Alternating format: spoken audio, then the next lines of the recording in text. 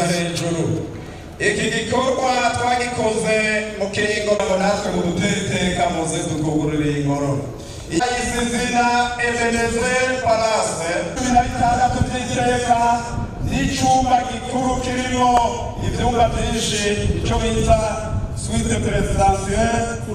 Igihugu cacu kizoronka abashitsi baragiteguye neza kugira ngo babaturumikiye natwe tuze dushimira Imana. Tukaba dusuye kubashimira ko mwaduteteka nimugira amahoro nyene cyubahiro Perezida wa Repubulika.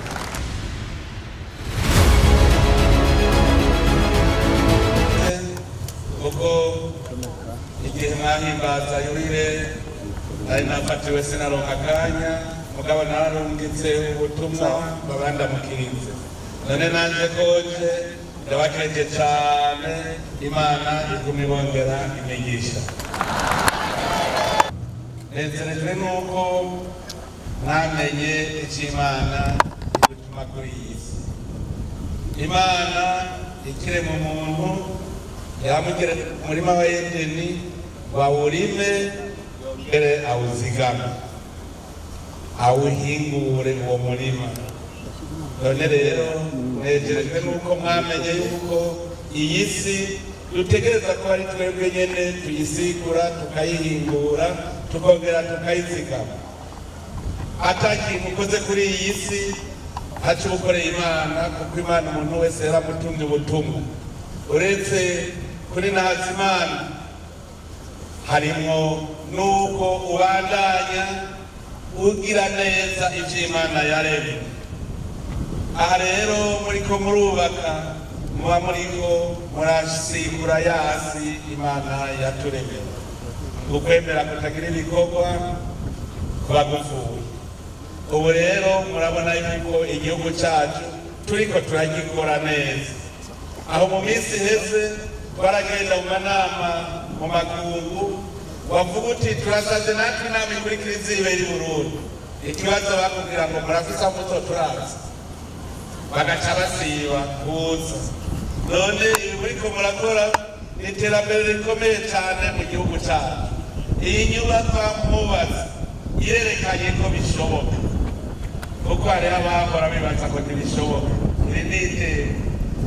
Abahora rero bibaza ko Burundi buzokwama buri inyuma bamenye yuko bishoboka ko tubwubaka kikaba igihugu cyiza cyane.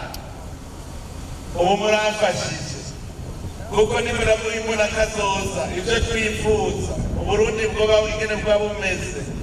Mwebwe nyene mureretse abarundi ko atari kinyoma. Ndanezerewe cyane kubona cyane abakozi b'Imana ariko barabikora.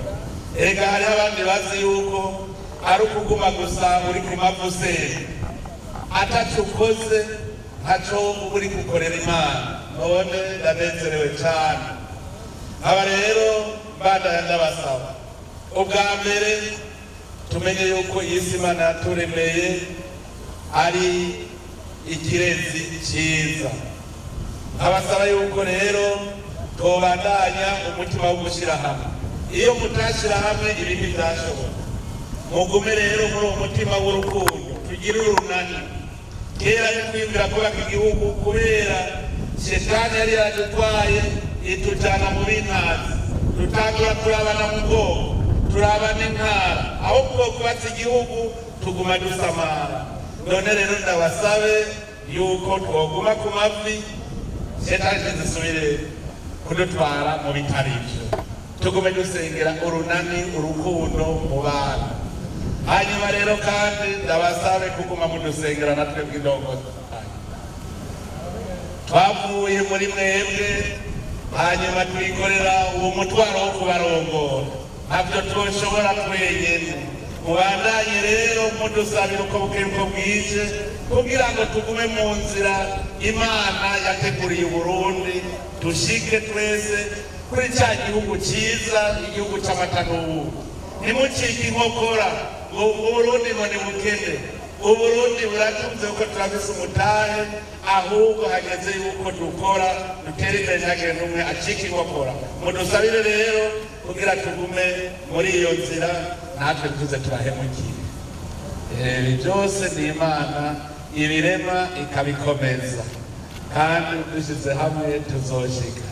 None rero ndabakengurukiye cyane, tubandanye twese turi kumwe mu gisabisho no mu bikorwa.